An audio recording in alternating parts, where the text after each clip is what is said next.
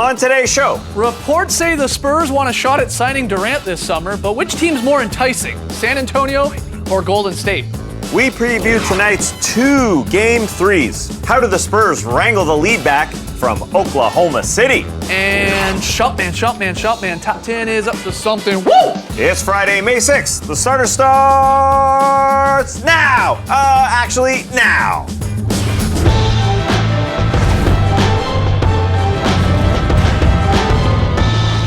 Good evening, Sweet World, and welcome to the Starters. Shout out to everyone joining us live right now on NBA TV or a little bit later on YouTube. We're happy to have you. I'm Jay Skeets, and alongside me, as always, that's Tass Millis. Happy Mother's Day this Sunday. To his right, it's the international man of mystery, taking it to the max, Lee Ellis. Friend. Lily, and last, certainly not least, over there, Starters blog editor, Trey Kirby. Hey-o! Hey-o! TK, what's up this Friday? Well, I'm here at the internet looking for your best tweets at #TheStarters. And guys, last night's Raptors Heat game had so many wonderful fan reactions that it's time for a new game called The Starters Acting School. Okay. Here's how things will work. You're gonna see a fan reaction on the screen, and when your face pops up, you're trying to mimic that fan the best you can. And we're gonna start with an excited Raptors fan by the name of J.E. Skeets. Okay. Skeets, get your acting game on while this guy fist pounds. Yeah! Okay, hold on. Yeah! Yeah! I didn't see Here it. it comes, and yeah! Yeah, just imagine Kyle Lowry hit a jumper to give the lead to the Raptors. One more time. Right. Yeah! Nice one, nice one. Next right. up on the not docket is my man Lee. Oh, it's With easy. this guy, totally dazed. They could be related. This is pretty good, Lee. Is that your brother? Is this the future Lee on the left? And finally, Same glasses. a disappointed Heat fan by the name of Tass Millis. Oh, man. Oh, man. Not feeling it, that bloke. Not feeling Wow, it. making the trip up to Toronto there for the game. Respect. That there is the Starters Acting School. Look for your boys on the big screen soon. And if you're following along at home on Twitter, tweet at us. Use #TheStarters. You never know when you're going to get in the show, just like you never know when you're going to see us in a feature film. Probably never. Okay. All right, fun show tonight. We're going to look ahead at tonight's 2 Game 3s, and we'll also count down the top 10 plays from the past week. But first, it's time for a little What You Got. Trey is going to present us with 2 related topics. We got to determine the better choice here. The catch, though, there's only one right answer, and that is whatever TK says it is. So, Trey, first one. That's exactly right, and we've had TWO-OT games in the TO this week as both the Heat and the Raptors have looked unimpressive while splitting overtime victories north of the wall. Who do you have more faith in heading to South Beach, the Heat or the Raptors? What you got? This is tough. It is tough, but it's got to be the Miami Heat. I don't trust the Raptors' offense to travel all that well down to Miami because it wasn't all that good in Toronto. Is it going to pick up? I just don't see how they decide to play and get everybody involved because you have overtime games on your home court and you look terrible. You don't get everybody involved. It just looks so bad. I don't see how they pick it up. The Raptors offense has to have more urgency about it. Far too many possessions you see them walking the ball up past half court, losing 8 to 10 seconds, and then when they get into their set, there's only 4 or 5 seconds to go. Over and over again. I know, and they're scrambling just to get any shot off, not any sort of a set or anything like that. So that's the biggest issue, I think, facing Dwayne Casey. To me, this comes down to which one do you have more faith in? What scenario? The Heat taking care of the basketball because they can't do that, 21 turnovers in Game 2, 17 in Game 1, or the Raptors All-Stars finally getting it going and becoming more like All-Stars. Which one do you believe in more? The Heat taking care of the basketball or the Raptors running a more efficient offense, which they did have in the regular season in terms of efficiency. Yeah. So this is a tough question. I think I maybe go the Heat. The home court advantage Maybe, definitely wow. going to help. I think in round 1 you saw that they played great at home, and the Heat have something more tangible to fix. Don't turn it over. Well, the Raptors have some mental issues, and I understand that the Heat just can't do this again, but at the same time, they played very well at home against the Charlotte Hornets. Well, they lost to the Hornets at home. They Wow, won. they're They won in beatable at 2 of home. their 3 games at home. You just look at this Raptors team. They had 1 assist in the second half in Game 2, and they won the basketball game. if only every one of their plays was an after the timeout play, because that's when Dwayne Casey gets in these guys' heads. You watch in overtime, first possession they come out, well, some movement, some misdirection, one side to the other, a little floater from DeMar DeRozan on the baseline. Beyond that, goodbye. I mean, they stopped playing offense. And Dwayne Casey said after the game, we have to get more movement.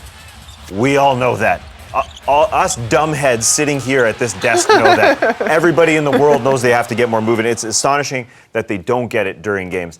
The Heat going home, I think, are going to be more comfortable. Yeah, I think they got away with one with Dwayne Wade and Joe Johnson in overtime, missing shots that they normally hit. Yep. I think if that situation presents itself again, I would definitely bank on those two former All-Stars or current All-Stars in Dwayne Wade's case. Here's how Especially at home, here's how bad this series has been. There's been a combined 59 assists compared to combined 62 turnovers. It's been ugly, ugly basketball. It's who do you think's going to break out of that funk? Does it help that the Heat are home? We'll find out. But TK's the only one with the right answer. So Trey, what is it? I'm also going with the Heat, just because, like you guys are saying, they played better at home during the first round, so maybe it'll hold again in round 2. Gotta take care of the basketball. Gotta take care of that basketball. That's exactly right. But moving on, the Oklahoma City Thunder are tied 1-1 with the Spurs in the Western Conference semifinals. But that's not stopping people from thinking about Kevin Durant's next possible team, as ESPN's Mark Steiner is reporting that those very Spurs hope to get in the Durant sweepstakes this summer, just like the also awesome Warriors want to. If KD leaves, what's the better choice? The Spurs or the Warriors? What you got? This is becoming more intriguing, though. You think so? Earlier in the season, I thought there's no chance he's leaving. But now when you've got respected reporters such as Stein and Zach Lowe saying that the Spurs are interested, and knowing what the Spurs did in the off-season last year, luring LaMarcus Aldridge, I think that starts to put more ideas into KD's head. One thing I am more convinced of, though, is I don't think wherever he signs, he's signing for a super long deal. I think he's looking at a 2-year deal, probably the second year opt-out, just to see what his options are. Maybe that's Oklahoma City, maybe it's San Antonio, maybe it's Answer the question, Lee. I think question. right now, this point in time, San Antonio are Is probably more in a enticing. pretty strong position to get him, yeah. I think it's the team that doesn't go as far, right?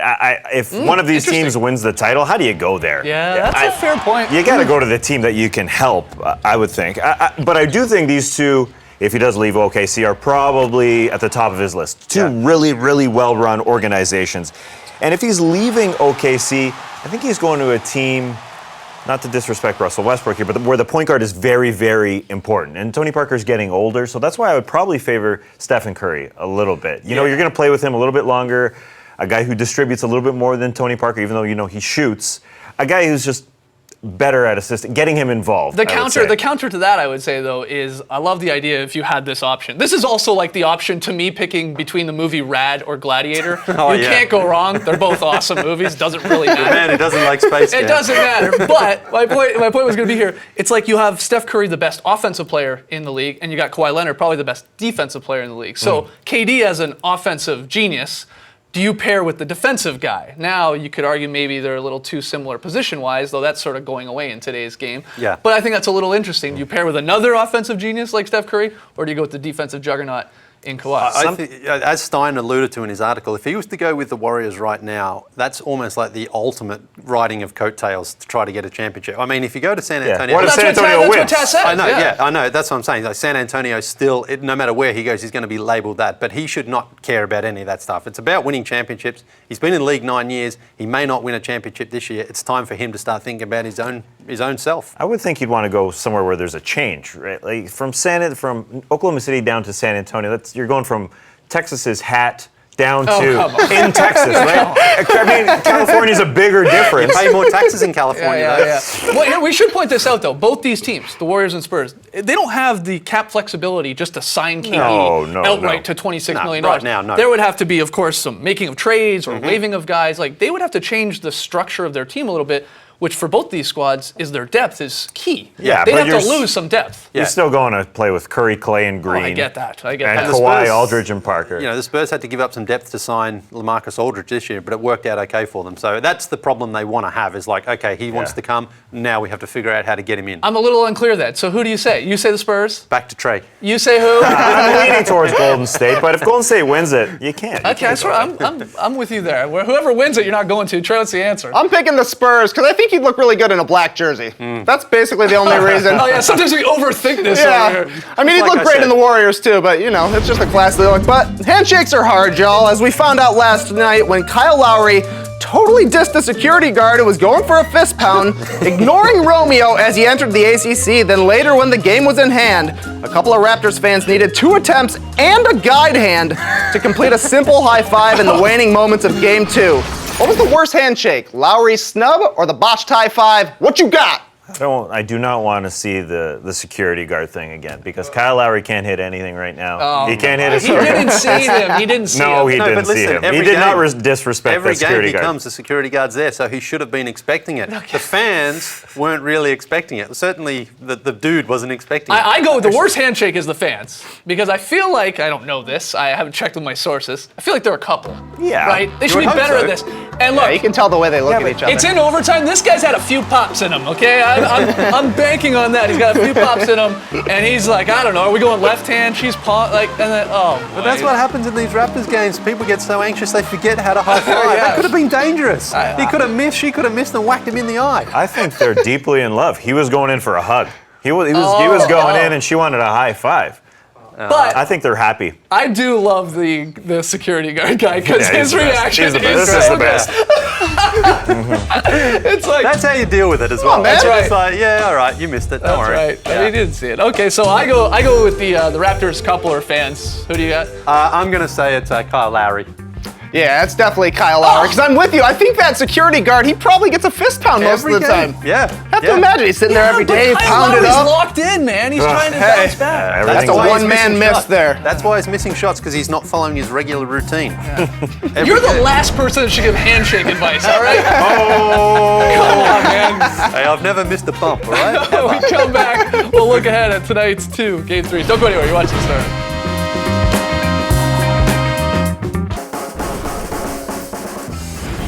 Back with the starters. Friday night, NBA playoff games. 2 on tonight. We got the Cavs and the Hawks. Game 3 down at the Fortress, just down the street here. That gets underway at 7 p.m. Eastern on ESPN. I just scored a late ticket to that game. Nice. I'm going to be in the Fortress. Shout out to you, my man. Bring home a W. Let's hope the Hawks put up a little more bit of a fight than they did in Game 2. Followed the later game, Spurs Thunder, 9:30 Eastern start. That series tied at 1 game apiece. So let's start with that series because that is the closer series here. What do you think the key is tonight for the Spurs bouncing back and trying to rip back home court advantage? It was odd how that game started. The Spurs did not look like the Spurs whatsoever. It ended odd as well. It did end. That was a crazy ending. What has to happen from the get-go is the Spurs have to play like San Antonio. They have to move the basketball. They have to slow this baby down. They had one of the slowest paces in the league this year for a reason, because they move the basketball, and because of it, their offense gets set. They have nice floor balance to get back against a team that just wants to run. Yeah. So you move it around, and it would help if you hit a couple of your chippies like you did in Game 1. Just don't miss shots. That helps the pace.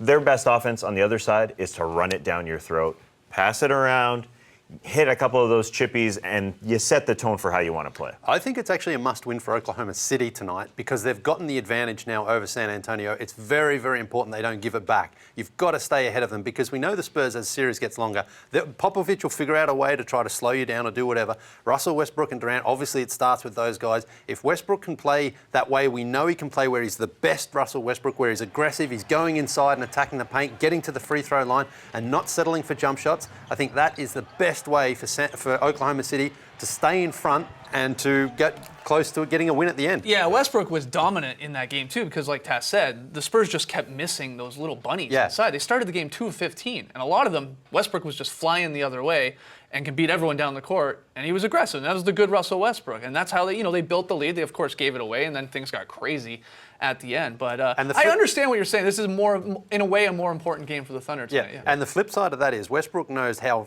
impressive he is himself in transition, but when he takes those bad three-pointers, often it leads to an easy look for San Antonio at the other end. You saw that with Danny Green a couple of times in Game 2. He takes those jump shots and doesn't necessarily get back, and then the Spurs just get down the other end and guys spread the perimeter and they get a clean look. So Westbrook can be absolutely brilliant, but he's got to make sure he's locked in the whole night. The first quarter against the Spurs is more important than against any other team, I think. So? Because they get the advantage and they just beat you down. You know that their offense comes in or their bench comes in, they're not going to let up. While the Thunders might make a mistake here or there, it's the mental advantage. I think that's what we're talking about with Russell Westbrook. He's just going to be in a good headspace for 48 minutes. It is a huge game for OKC. Let me ask you guys this. We saw how the Thunder decided to play LaMarcus Aldridge, who's been just unbelievable through the first 2 games. He looks like LaMarcus back when he was with the Blazers in that Rockets series, putting up the 40-point games here.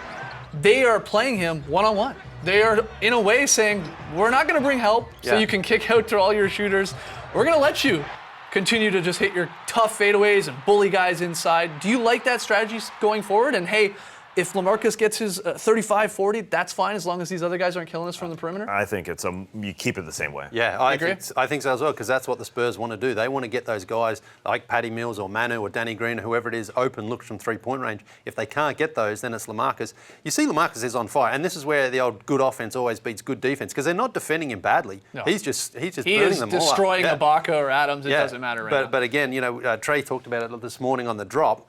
They're only 2-pointers, and you can kind of live with those as long as they're not just raining in 3-pointers from all over the place. Yeah, and that's what would happen if you double them, right? Let's quickly talk about the Cavs-Hawks game. Cavs up 2-0 in this series have looked really, really good. I mean, out of the 8 quarters, how many have they sort of dominated? 7 of the 8. Obviously, up 2-0. Hawks need this win to have any chance to make this a series. I don't think a lot of people think they're going to win this series, but at least maybe give us an entertaining series. Do they have a chance? Do you believe in them? They're coming home now to the Fortress with me there? Very important. Very important. That's quite important. You're They can 0-1 in the playoffs so far. Oh, you're 0-1? That's true. The Raptors lost when I flew out the draw. You're right. They can steal one. I think they won't allow the same space between them and the three-point line that they did in the first and second quarter of Game 2. That was the problem. These are all catch-and-shoot opportunities where guys are wide open, relaxed. So, yeah, they can get one because the Hawks won't leave them open. They should respond to a blowout extremely well. The Cavs won't hit threes like this in the Hawks building. Will they? Not with Skeets in there. Yeah, not with Skeets there. Tyronn Lue was asked before this if you had to make any changes to your game plan so far in this series, and just said no. I think that right there is telling that the Atlanta Hawks have to do something to make the Cavs adjust their game plan in some way. Millsap and Horford have to play better at home. Trey brought it up on the drop today. They're basically like the big man DeRozan and Lowry in the playoffs so far. I was killing it on the drop today, guys. Holy, we're Killing it. Quoth Trey Kirby. And Skeets, the Hawks won Game 2 when you and I were both in attendance this year. You're 1-1, dude. Oh, that's All good. right, come on. All right, when we come back, top 10 plays.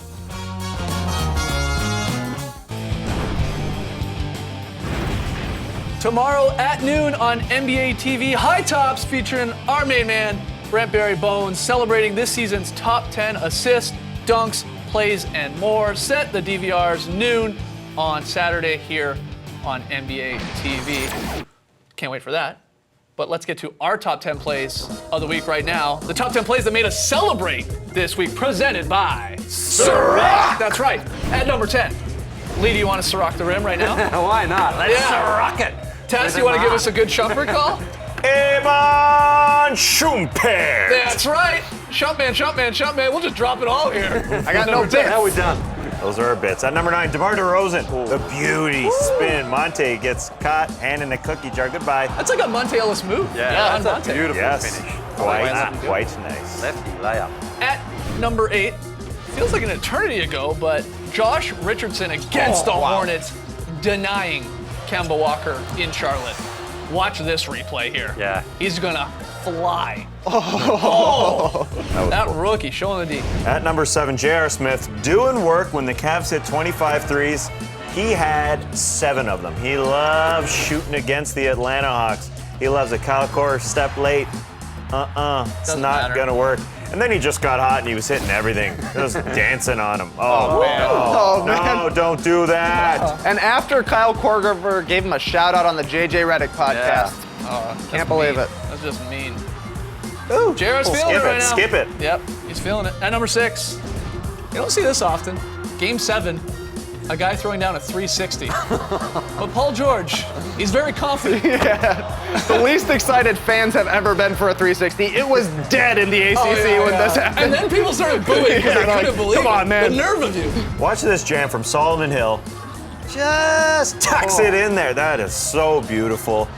In the fourth quarter, yeah. Came late, out of nowhere, too. 3.5 minutes left. Ooh. Yeah, you thought he was going to lay it in. Yeah. Then he dunks it at number 4. Huge block from the Aussie, Andrew Bogut. I've never seen Lee Ellis do this. not all Aussies can do this, but just denying Plumlee at the rim. At number 3, Kyle Lowry's half quarter. To send the game into overtime, no one on this planet expected that to go I down. don't think Lowry did. Watch Dwayne Wade get deflated here under the rim. Kyle Lowry almost lost the ball out of bounds. Yeah, it shouldn't have counted. He touched the line. Shoots it to the moon. Kyle Lowry, look at the smile. I haven't seen Kyle Lowry smile in a while. At number 2, Kyrie Irving with an unbelievable block against the yeah. Hawks. I mean, Schroeder's got him beat here, Oh, but Irving chased it gets to the down, top. I mean, baby. LeBron had it Yeah, if he LeBron's didn't there get as it. an insurance policy, but Yeah. that's Reminded me of game 1 against the Warriors there. Last season. The chase on Curry. Yeah. And at number 1, Tony Parker. Wow, that assist. Time ticking down in the game. There's 30 seconds left. Oh, how How does Westbrook not touch that ball? Nothing of this makes sense. Because I don't think he thinks he's going to throw a no-look behind his back wrap pass. How did he get all that French Dijon mustard on that ball to get it out there? There it is. Top 10 plays of the week. Agree, disagree. Let us know on Twitter. We see all the tweets. When we come back, Lely's very solid play tonight.